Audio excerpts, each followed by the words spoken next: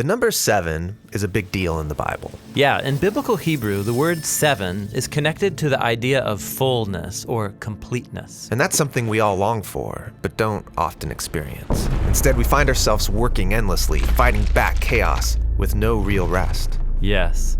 Now keep all that in mind as we turn to Genesis 1 in the Bible. It begins with darkness and disorder, but then God speaks to bring about light and order so that life can flourish. And this happens over the course of 6 days. Each day is marked with the phrase, "There was evening and there was morning." But on the 7th day, something special happens. God stops and rests. Right. Creation is brought to its completion on the 7th day. And that phrase, "there was evening and there was morning," it doesn't appear on day 7. It's like a day with no end. On the 7th day, God's presence fills his creation. The land provides for all of God's creatures, including humans, who are appointed to rule the world with God forever. Kings and queens of the 7th day rest. I can get into that.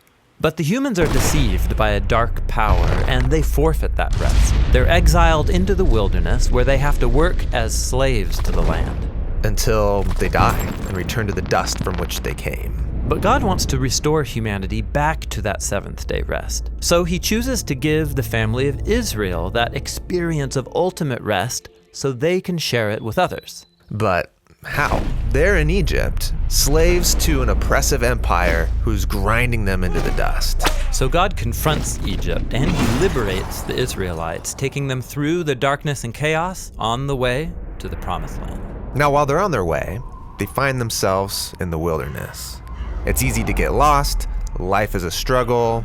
They're not in the land of rest yet. But while they're on the way, God invites them in the wilderness to start living as if they're in the promised land. But how do you practice the future rest in the wilderness? Well, God tells them that every 7th day they are to stop their work, or in Hebrew, to Shabbat, so that they can rest and enjoy God's good world. So take a whole day to live as if the ultimate rest has already come. Yeah, this is the Sabbath, celebrated every week on the 7th day. But there's more. The Sabbath is just one of 7 festivals that Israel practiced every year, each one anticipating that 7th day rest. That is a lot of 7s. And there's even more. Every 7 years, the Israelites were to liberate slaves, forgive debts, and let the land rest for a whole year. And then, every 7 times 7 years was the ultimate 7th day rest, called the Year of Jubilee. If anyone had lost their land or gone into debt, all was forgiven, everything restored.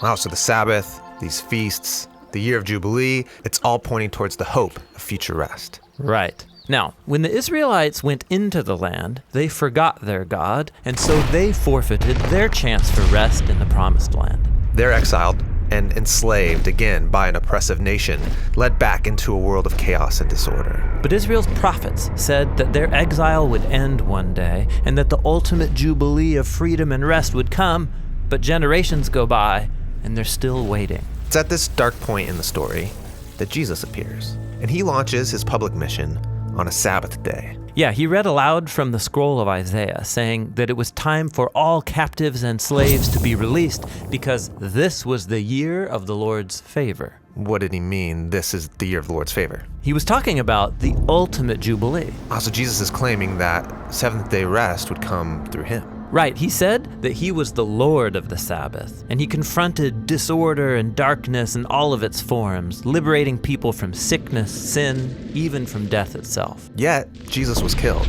so even his work was undone. Well, it seemed that way.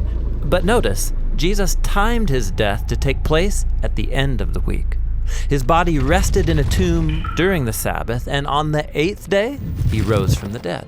Oh wait, the 8th day? You mean the first day of a new week? Exactly. Jesus' resurrection was like the first day of a new creation, where God's light and life broke into the darkness. So because of the resurrection, we have hope in God's promise of future rest.